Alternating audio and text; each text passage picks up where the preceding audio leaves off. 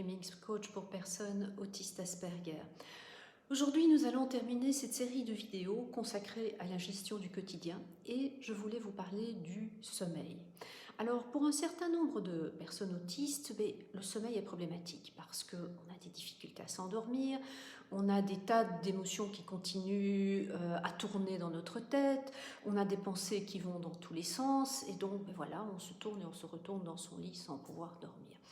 Et pourtant, un bon sommeil, c'est réellement indispensable, et ce pour plusieurs raisons. Tout d'abord, c'est ce qui va permettre au corps de recharger physiquement ses batteries après une journée. Ensuite, ça va avoir un impact sur la mémoire. Un bon sommeil, c'est une meilleure mémoire, parce que le transfert d'informations entre les différentes parties du cerveau se fait pendant le sommeil. Le sommeil va également permettre au cerveau de se libérer de toxines qui le gênent. Et dans le même ordre d'idées, en se réorganisant, le cerveau est à même de générer des idées plus créatives et de pouvoir mieux se concentrer pendant la journée. D'ailleurs, des idées créatives, je pense que tout le monde en a eu, parfois pendant la nuit. Un bon sommeil va également permettre de réduire le stress et de stabiliser les émotions. Et puis, bien dormir, c'est important aussi pour la santé du cœur et pour la santé de notre système immunitaire. Alors, quels sont les points d'attention qui vont vous permettre de mettre toutes les chances de votre côté pour avoir un bon sommeil?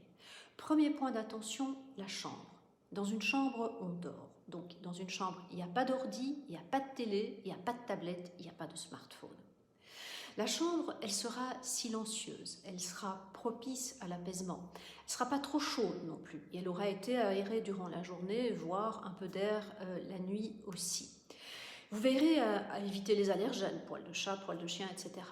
Ensuite, vous le savez, l'alcool, les sodas, le tabac, le café, les repas trop lourds, tout ça, ça va vous empêcher de dormir. Et l'alcool, plus particulièrement, peut vous jeter dans un sommeil assez rapide. Mais après, et ça c'est surtout avec l'âge, vous aurez des réveils nocturnes avec une sensation de soif, de chaleur, de mal-être. Et ça va être particulièrement inconfortable et peu reposant, évidemment. Donc c'est pour cela qu'on va conseiller un repas du soir qui soit léger, peu de graisse et de sucre raffiné, pas trop tard, 2 ou 3 heures avant d'aller vous coucher, afin que le système digestif ait presque fini son travail au moment d'aller se coucher. Mais le repas du soir, il est indispensable. Sinon, vous allez avoir faim, vous ne pourrez pas dormir et vous risquez de grignoter et de prendre du poids. La pratique d'un exercice physique peut être une bonne idée, mais c'est une pratique qui est à double tranchant. Parce que si l'exercice physique est intense et inhabituel, le corps ne va pas être préparé à dormir, donc il sera agité. Si par contre c'est un exercice plus léger, plus relaxant, ça peut aussi favoriser l'endormissement. Et donc si vous faites du yoga, vous allez choisir assez soigneusement les asanas qui vous apaisent et pas ceux qui vous activent. Revenons côté des équipements électroniques. Il est important d'arrêter l'ordinateur, le smartphone, les tablettes, voire même la télé, bien avant d'aller au lit, parce que les ondes générées par ces appareils sont réellement néfastes au sommeil. Et puis finalement, ce qui va aussi vous permettre de vous endormir, c'est la création de routines qui vont permettre au corps de savoir que c'est le moment d'aller dormir. Et par exemple, ça c'est prendre une tisane à une certaine heure, se laver, se démaquiller, se laver les dents, faire des exercices de relaxation, un peu de méditation, se coucher tous les jours plus ou moins à la même heure, vers 22h30, quelque chose comme ça, 22h, 22h30.